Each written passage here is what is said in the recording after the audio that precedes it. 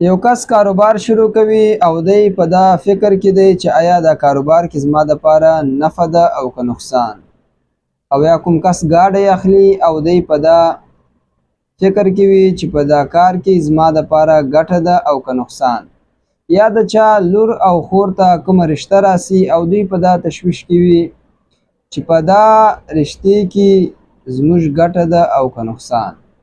نو په داسې حال کې باید بنده د الله جل جلاله سره مشوره وکړي او دا مشوره باید په لمانځه او په دعا په شکل کې وسي او دې لمانځه ته د استخارې لمونځ وایي.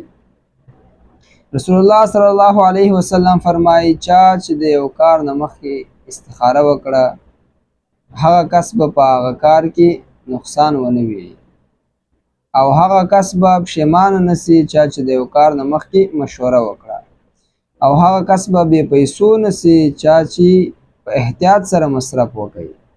او په بل حدیث شریف کې راځي جابر بن عبدالله رضی الله تعالی عنه فرمایي چې رسول الله صلی الله علیه وسلم به موږ ته استخاره په دومره اهتمام سره راښوله لکه د قرآن کریم یو سورت چې به یې راښول.